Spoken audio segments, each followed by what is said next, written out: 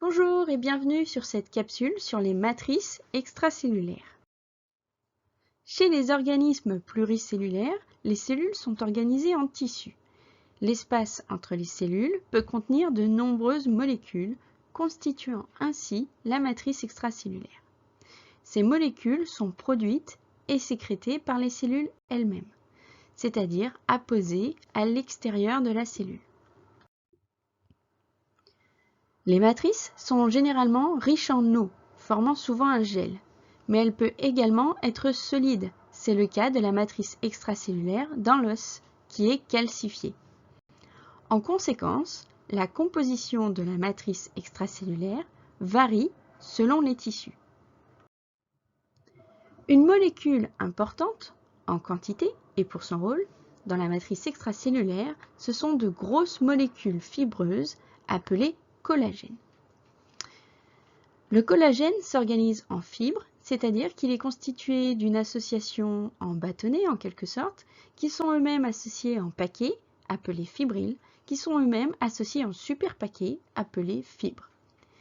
Ici, on voit également que la matrice extracellulaire contient des molécules rattachées à la membrane plasmique, les intégrines, qui permettent de coupler les molécules du cytoplasme et celles des fibres de collagène. D'autres permettent de relier les cellules directement entre elles. Une autre molécule importante est l'élastine, retrouvée par exemple dans différents tissus comme les poumons, les vaisseaux ou la peau. L'arrangement du collagène en fibres constitue une structure rigide et compacte. Le collagène est donc associé avec une grande résistance mécanique des tissus. Nous avons également vu précédemment que les molécules de la matrice extracellulaire permettent l'adhérence entre les cellules et donc la cohésion du tissu. L'élastine apporte au tissu une capacité à résister à l'étirement. C'est l'exemple de la peau. Avec l'âge, les cellules de la peau produisent de moins en moins d'élastine, d'où un relâchement de la peau avec le vieillissement.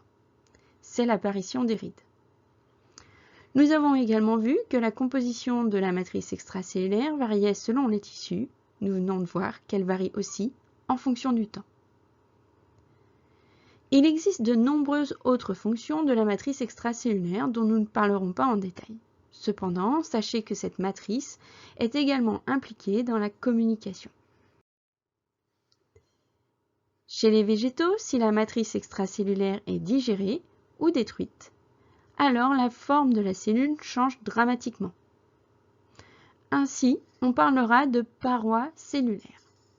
Attention, sur la photo qui montre des cellules végétales après destruction de la paroi, on observe la membrane plasmique et on n'observe plus de matrice extracellulaire. On voit donc ici que sans paroi, il n'y a plus de cohésion entre les cellules. La paroi cellulaire joue donc un rôle essentiel dans la cohésion et l'organisation des cellules. La composition de la paroi cellulaire est différente de celle de la matrice extracellulaire animale, vue précédemment. Cependant, des similarités sont possibles. Ainsi, la cellulose, une molécule majoritaire de la paroi, s'organise en fibres et apporte donc une grande rigidité. On retrouve également des pectines, des molécules d'origine végétale indispensables pour l'adhérence entre les cellules. C'est cette même pectine que vous utilisez pour faire de la confiture, car à froid, les pectines forment une texture de gel. On note que cette paroi n'est pas unique et se retrouve chez les plantes, chez les algues, mais également chez les bactéries ou encore les champignons. Cependant, la composition de cette paroi change.